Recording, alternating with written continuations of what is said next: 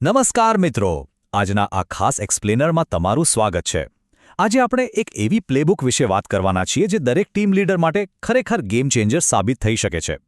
અસ્તવ્યસ્ત અને જોખમી વેરહાઉસને 6S લીન મેથોડોલોજીનો ઉપયોગ કરીને એકદમ સુરક્ષિત અને સ્માર્ટ વર્કપ્લેસમાં કેવી રીતે બદલવું એ આપણે અહીં જોવાના છીએ। તો ચાલો બિલકુલ સમય બગાડ્યા વગર સીધા જ મુદ્દા પર આવીએ અને સમજીએ કે આ પ્લેબુક કેવી રીતે કામ કરે છે। આજનો આપણો એજન્ડા એકદમ ક્લિયર છે। આપણે આ 6 સ્ટેપ્સ જોવાના છીએ। અસ્તવ્યસ્ત વાતાવરણને સુરક્ષામાં બદલવું, વિઝ્યુઅલ્સ સાથે ઓર્ડર સેટ કરવો, શાઇનની તાકાત, શિફ્ટ પેટર્નમાં કામનું સ્ટેન્ડર્ડાઇઝેશન, ટીમ એન્ગેજમેન્ટ દ્વારા જાળવણી અને અંતે આપણું મેઇન ગોલ 6S સુરક્ષા। ટીમ લીડર્સ આ 6 પગલાંની પ્લેબુકનો ઉપયોગ કરીને કાર્યસ્થળના જોખમોને કાયમ માટે દૂર કરી શકે છે। તો ચાલો સૌથી પહેલા સ્ટેપથી શરૂઆત કરીએ, અસ્તવ્યસ્ત વાતાવરણમાંથી સુરક્ષા તરફની સફર। તમે 5S અને 6S લીન મેથોડોલોજી વિશે તો સાંભળ્યું જ હશે, રાઈટ? આ કોઈ સામાન્ય થિયરી નથી, આખી સિસ્ટમ છે। એકદમ ગંદા અને કન્ફ્યુઝિંગ વર્કપ્લેસને એકદમ ક્લીન, સેફ અને કામ કરવા માટે સરળ વાતાવરણમાં બદલવાની આ એક પરફેક્ટ મેથડ છે। જ્યારે આ સિસ્ટમ સેટ થઈ જાય છે ને, ત્યારે તે ખાલી પ્રોડક્ટિવિટી કે ટીમનું મોરાલ જ નથી વધારતી, પરંતુ સૌથી અગત્યનું, તે સુરક્ષામાં જબરદસ્ત વધારો કરે છે। આખી ગેમ શરૂ થાય છે પહેલા એસથી, એટલે કે સોર્ટ। ફ્લોર પર પડેલો નકામો કચરો કે જોખમી વસ્તુઓ બધું જ બહાર। એક સિમ્પલ રૂલ યાદ રાખો, જો કોઈ વસ્તુ રોજ કામમાં નથી આવતી તો તેનો નિકાલ કરો। ઘણીવાર એવું થાય કે આપણે રોજ એ જ ગંદકી વચ્ચે કામ કરતા હોઈએ, એટલે આપણને એ કચરો દેખાતો જ બંધ થઈ જાય છે, જેને આપણે ક્લટર બ્લાઇન્ડનેસ કહી શકીએ। આનો બેસ્ટ ઇલાજ છે રેડ ટેગ્સ। જે વસ્તુ ડાઉટફુલ લાગે તેના પર સીધો લાલ ટેગ લગાવી દો। આનાથી આખી ટીમને ખબર પડશે કે આ વસ્તુનું મૂલ્યાંકન કરવાનું છે। એકવાર ફ્લોર ક્લિયર થશે ને, પછી કામનો ફ્લો એકદમ સ્મૂથ અને લોજિકલ બની જશે। હવે વાત કરીએ આપણા બીજા વિભાગની, વિઝ્યુઅલ્સ સાથે ઓર્ડર સેટ કરવો। કચરો તો સાફ થઈ ગયો, હવે વારો છે બધું વ્યવસ્થિત ગોઠવવાનો, અને આપણે સેટ ઇન ઓર્ડર કહીશું। લોજિક એકદમ સિમ્પલ છે, કાર્યક્ષમતા માટે જે સાધનો એકસાથે વપરાતા હોય તેને એકસાથે જ સ્ટોર કરો, અને જેનો વારંવાર ઉપયોગ થાય છે તેને કામ કરનારની સાવ નજીક જ રાખો। ટૂલ ચેસ્ટના ડ્રોવર્સ પર લેબલ લગાવવાનો બિલકુલ ચૂકવા જેવું નથી। તમે વિચાર પણ નહીં કરી શકો કે લેબલ્સ હોવાથી સાધનો શોધવામાં કેટલો બધો સમય બચી જાય છે। આ ઉપરાંત મશીનરી ક્યાં રહેશે અને કચરાપેટી ક્યાં મુકાશે તે સ્પષ્ટ કરવા માટે ફ્લોર પર માર્કિંગ કરવું પણ અત્યંત જરૂરી છે। હવે જ્યારે ફ્લોર માર્કિંગની વાત આવે છે ને, ત્યારે પેઇન્ટ અને ઇન્ડસ્ટ્રીયલ ફ્લોર ટેપ્સ વચ્ચે બહુ મોટો ડિફરન્સ છે। પેઇન્ટ કરેલી લાઇન્સ જલ્દી ઘસાઈ જાય, સુકાવામાં ટાઈમ બગડે અને તેનું મેન્ટેનન્સ પણ વધારે માંગે। એના કરતાં ઇન્ડસ્ટ્રીયલ ટેપ્સ બેસ્ટ છે। તરત લગાવો, કોઈ ડ્રાય ટાઈમ નહીં, નુકસાન સામે એકદમ મજબૂત, અને જાળવણી પણ સાવ સરળ। વર્ક એરિયા અને સાધનોની જગ્યા માર્ક કરવા માટે આનાથી બેસ્ટ કોઈ ઓપ્શન નથી। ચાલો હવે ત્રીજા અને મારા ફેવરેટ પાર્ટ પર જઈએ, દૈનિક શાઇન અથવા રોજિંદી સફાઈની તાકાત। જુઓ, આ માત્ર ઝાડુ પોતા કરવાની વાત નથી હો, આને તમારે પ્રિવેન્ટિવ મેન્ટેનન્સ તરીકે જોવાનું છે। એક ડેલી શાઇન ઇન્સ્પેક્શન ચેકલિસ્ટ બનાવો, જેમાં વર્ક એરિયાની સફાઈ, સાધનોનું ઇન્સ્પેક્શન અને મશીનોની કન્ડિશન ચેક કરવાનું શામેલ હોય।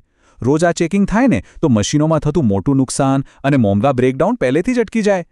અને યાદ રાખો, 5S સિસ્ટમમાં સફાઈ એ કોઈ એક વ્યક્તિનું કામ નથી, મેનેજરથી લઈને ઇન્ટર્ન દરેકની જવાબદારી છે। જો આવું એક પ્રમાણિત ચેકલિસ્ટ હશે ને, તો બધા લોકો તેને ચોક્કસપણે ફોલો કરશે। અને આનું રિઝલ્ટ શું મળશે ખબર છે? જ્યારે તમારા સાધનો અને આસપાસની જગ્યા એકદમ ટોપ કન્ડિશનમાં હશે, ત્યારે વેરહાઉસમાં થતી સામાન્ય ઈજાઓનું જોખમ સીધું જ ઘટી જશે। સાથે જ પ્રોડક્ટિવિટી વધશે અને ખર્ચો પણ બચશે। મતલબ કે સાધનો લાંબો સમય ખરાબ થયા વગર ચાલશે અને તમારી ટીમ પણ એકદમ સેફ રહેશે। તો હવે આવીએ ચોથા વિભાગ પર, શિફ્ટ પેટર્નમાં કામનું પ્રમાણીકરણ અથવા સ્ટાન્ડર્ડાઇઝેશન। અત્યાર સુધી જે પણ સેટ કર્યું તેને લીડરશિપ રોજિંદા કામકાજમાં કઈ રીતે સામેલ કરી શકે? બહુ સિમ્પલ છે। ટીમ લીડર્સે આ કામને ડેલી શિફ્ટના ટાઈમ ટેબલમાં ફિટ કરવું પડશે। દાખલા તરીકે, શિફ્ટની શરૂઆતમાં, લંચના 15 મિનિટ પહેલાં અને શિફ્ટ પૂરી થવાની 15 મિનિટ પહેલાંનો સમય ખાસ શાઇન ટાઈમ તરીકે ફાળવી દો। આ રીતે ટાઈમ ફિક્સ હશે તો કોઈ કામ ભૂલશે નહીં અને 5S ધીમે ધીમે સૌની દૈનિક આદત બની જશે। આ સિસ્ટમને પરફેક્ટ બનાવવા મેનેજરોએ 3 સ્પષ્ટ પગલાં લેવા પડશે। પહેલું, તમારી ટીમને ક્લિયર હોવું જોઈએ કે કોની શું જવાબદારી છે। બીજું, આ કાર્યોને દૈનિક દિનચર્યાનો જ એક હિસ્સો બનાવી દો। અને ત્રીજું, સમયાંતરે આખી સિસ્ટમનું ઇવેલ્યુએશન કરતા રહો। આ સ્ટેન્ડર્ડાઇઝેશન જ એ નક્કી કરે છે કે સેફટીના સિદ્ધાંતો રોજબરોજ ફોલો થઈ રહ્યા છે. હવે પાંચમા અને બહુ જ ક્રિટિકલ તબક્કા તરફ વળીએ. ટીમના એન્ગેજમેન્ટ દ્વારા સસ્ટેન કરવું, એટલે કે સિસ્ટમને ટકાવી રાખવી. ઘણીવાર એવું થાય કે શરૂઆતમાં બધો ઉત્સાહ હોય અને પછી સિસ્ટમ ખોરવાઈ જાય. આવું ના થાય એટલે શું કરવાનું? એક રોટેટિંગ સ્ટાફ કમિટી બનાવો. દર મહિને અલગ અલગ લોકોને 5S પ્રથાઓ પર દેખરેખ રાખવા માટે ચાન્સ આપો, જેથી બધાનું એન્ગેજમેન્ટ જળવાઈ રહે. આ એક જબરદસ્ત ટેકનિક છે. સાથે જ વર્કપ્લેસ પર પોસ્ટર્સ, બેનર્સ કે ન્યૂઝલેટર્સ રાખો, જે એક સતત રિમાઇન્ડર તરીકે કામ કરશે અને લોકોને પ્રેરિત કરતા રહેશે. પણ અહીં એક બહુ મોટો સવાલ ઊભો થાય છે. જો મેનેજમેન્ટ પોતે જ આ નિયમો પાળવામાં કાચું પડે તો શું ટીમ ક્યારે સેફટીના કલ્ચરને અપનાવશે? બિલકુલ નહીં. જો લીડર જ શોર્ટકટ મારતા પકડાશે તો કર્મચારીઓ પણ સિસ્ટમ ફોલો કરવાનું બંધ કરી દેશે. એટલે જ લીડર્સે રોલ મોડલ બનવું જ પડશે. જો તમે ઉદાહરણ પૂરું પાડીને નેતૃત્વ કરશો તો જ સિસ્ટમ ટકશે, નહીંતર આખી મહેનત પાણીમાં જશે. અને હવે આપણે પહોંચ્યા છીએ આપણા છેલ્લા અને સૌથી મહત્વના પડાવ પર. 6. આપણું અલ્ટિમેટ ગોલ, 6 સુરક્ષા. યાદ રાખો, તમે 5S દ્વારા જે બધું ઓર્ગેનાઇઝ કર્યું ને, એ ખરેખર 6S એટલે કે સુરક્ષા તરફનું પહેલું અને સૌથી મોટું સ્ટેપ છે. એક સુરક્ષિત વિઝ્યુઅલ વર્કપ્લેસ કેવું હોય? જ્યાં પર્સનલ પ્રોટેક્ટિવ ઇક્વિપમેન્ટ એટલે કે PPEનો સાચો ઉપયોગ થતો હોય, ટીમને પ્રોપર સેફટી ટ્રેનિંગ મળી હોય, જ્યાં જુઓ ત્યાં એકદમ ઇઝી અને ક્લિયર લેબલ્સ હોય અને સ્પષ્ટ વિઝ્યુઅલ સાઇનબોર્ડ્સ હોય. આ બધું ભેગું થાય ત્યારે જ જઈને એક પરફેક્ટ સેફ એન્વાયરમેન્ટ બને છે. આ આખી વાતનો નિચોડ એક બહુ સરસ વાક્યમાં છે. 5S એ માત્ર એક સિસ્ટમ નથી, એ એક ફિલોસોફી છે અને એક કલ્ચર છે. સોર્ટ કરીને કચરો કાઢવો, સેટ ઇન ઓર્ડરથી બધું ગોઠવવું, શાઇનથી ચમકાવવું, સ્ટેન્ડર્ડાઇઝથી રૂટીન બનાવવું અને સસ્ટેનથી લોકોને પ્રેરિત કરવા. કોઈ પણ ઔદ્યોગિક વાતાવરણ માટે આ માત્ર કામ કરવાની રીત નથી, આ એક આખો સાંસ્કૃતિક બદલાવ છે.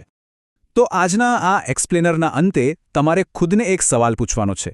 તમારા પોતાના વર્કપ્લેસ કે વેરહાઉસમાં એવો કયો પહેલો એરિયા છે જેને આજે જ રેડ ટેગ લગાવવાની સૌથી વધુ જરૂર છે? થોડું આસપાસ જુઓ, એ છુપાયેલા જોખમોને ઓળખો અને આજે જ આ પ્લેબુકને એક્શનમાં લાવો. આ કન્સેપ્ટ સમજવા અને અમારી સાથે જોડાયેલા રહેવા બદલ ખૂબ ખૂબ આભાર.